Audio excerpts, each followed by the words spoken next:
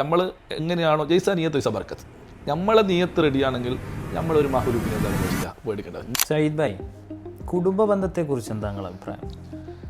കുടുംബ ബന്ധത്തെ പറ്റി പല അഭിപ്രായങ്ങളും എനിക്കുണ്ട്. കുടുംബം എന്നത് കുടുംബം ഇമ്പം വരുന്നതാണ് ഒരു കുടുംബം. എനിക്ക് നിങ്ങളെ എക്സ്പീരിയൻസ് നിന്ന് മതി, നിങ്ങളെ അനുഭവം കൊണ്ട്. തീർച്ചയായിട്ടും. അല്ല, കുടുംബം എന്ന് പറഞ്ഞാൽ പറയാം, കുടുംബത്തിൽ തന്നെയാണ് നമ്മളെ നല്ല ആൾക്കാരുണ്ട്, വടക്ക ആൾക്കാരുണ്ട്. ശത്രുതയും കുടുംബത്തിൽ തന്നെ ഉണ്ട്, നല്ല ആൾക്കാരുണ്ട്. അതാണ് ഞാൻ മനസ്സിലാക്കിയത്. അപ്പോൾ നമ്മളെങ്ങനെയാണോ കുടുംബക്കാരുമായിട്ട് നമ്മൾ ഇടപഴകുന്നത് അതുപോലെ ഇരിക്കും നമ്മളെ ഇത്.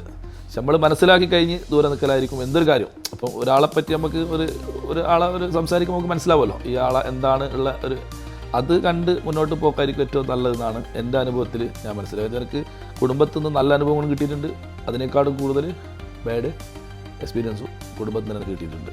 ചില എൻ്റെ കുടുംബം എന്നല്ല, പല കുടുംബത്തിൽക്കാരും ഞാൻ സംസാരിക്കുന്ന വിഷയത്തിൽ ഈ വളർച്ചയിൽ അസൂയപ്പെടുന്ന കുടുംബത്തിലുള്ള ടീമിൽ തന്നെ ഉണ്ട്. കുടുംബത്തിൽ തന്നെയാണ് ഏറ്റവും കൂടുതൽ നമ്മളെ വളർച്ചയിൽ ഏറ്റവും കൂടുതൽ അസൂയപ്പെടുന്നത്. ഞാൻ മനസ്സിലാക്കിയെടുത്തത് നമ്മളെ കുടുംബം തന്നെയാണ്.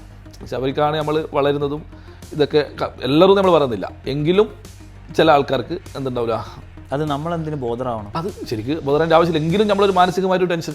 നമ്മൾ എന്ന് പറയുന്നത് നമ്മൾ എങ്ങനെയാണോ ജയ്സാ നിയത്ത് വൈസ ബർക്കത്ത്, നമ്മളെ നിയത്ത് റെഡിയാണെങ്കിൽ നമ്മളൊരു മഹ്ലൂക്കിനെ എന്താക്കേണ്ട ആവശ്യമില്ല പേടിക്കേണ്ട. നിയത്ത് അത് റെഡിയല്ല, നമ്മൾ ഇനി കുടുംബമല്ല നിങ്ങൾ എന്ത് തന്നെ ചെയ്ത് കഴിഞ്ഞാൽ നിയത്ത് റെഡിയല്ലാതെ എന്ത് ഇത് ചെയ്തിട്ടില്ല. നമ്മളെ നിയത്ത് റെഡിയാണോ ഒക്കെ റെഡിയായിരിക്കും. അപ്പോൾ ഞാൻ അത്രയേ എന്തുള്ളൂ, കുടുംബത്തിനെ പറ്റി നമ്മൾ റെഡി ആവുക, നമ്മൾ കുടുംബം നന്നാക്കാൻ പോവുക, അല്ലെ വേറെ ആൾ നന്നാക്കാൻ പോവുക, എത്ര പറഞ്ഞു കഴിഞ്ഞാൽ ആ സമയത്ത് അവർക്ക് ഒരു ഇതുണ്ടാവും. പിന്നെ രണ്ടാമത് അവരെന്ത് ചെയ്യും, പക്ഷെ നമ്മൾ നന്നാവുക. ഞാൻ എന്നെ നന്നാക്കാൻ വരുന്ന ആൾക്കാരോട് പറയുന്നതാണ്, നിങ്ങളാദ്യം നന്നാവുക, എന്നിട്ട് എന്താവുക അത് ആദ്യമാണല്ലോ. സ്വയം സെൽഫ് ഇല്ലാതെ പിന്നെ വേറെ ആൾ നന്നാക്കിയിട്ട് കാര്യമില്ലല്ലോ. അപ്പോൾ സ്വയം നന്നാവുക എന്നുള്ളതാണ് കുടുംബ ബന്ധത്തിലായാലും ഏതിലായാലും. സ്വയം നന്നായിട്ട് വേണം വേറെ ഒരാൾ എന്ത് ചെയ്യുക ഇത് ചെയ്യാൻ.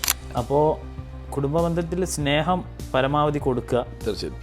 നമുക്ക് ശത്രുത കൊണ്ട് നമ്മളെ ആളുകൾ കുടുംബത്തിൽ നിന്ന് പ്രയാസപ്പെടുത്തിയാലും എപ്പോഴും സ്നേഹം കൊണ്ട് മാത്രം. നമ്മളിപ്പോൾ ഏതൊരു കാര്യം, ഇപ്പോൾ ഒരു ATM നമ്മൾ പോകുന്നുണ്ടെങ്കിൽ പേയ്മെൻറ്റ് ATM ആദ്യം നമ്മൾ അക്കൗണ്ടിൽ പേയ്മെൻറ്റ് ഉണ്ടെങ്കിൽ മാത്രമേ നമുക്ക് ATM ക്യാഷ് കിട്ടൂ.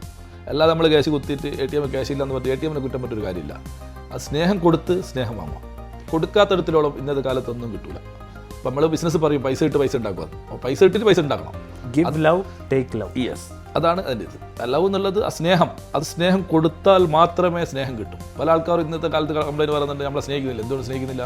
അത് ഇങ്ങോട്ട് സ്നേഹം കിട്ടണം, അത് നമുക്ക് ബോധ്യപ്പെട്ട് നമ്മൾ അങ്ങോട്ട് സ്നേഹിക്കും. അത് എല്ലാ ലൈഫിലും എല്ലാ ഇതിലും ഞാൻ മനസ്സിലാക്കിയെടുത്തോളം അങ്ങനെയാണ്.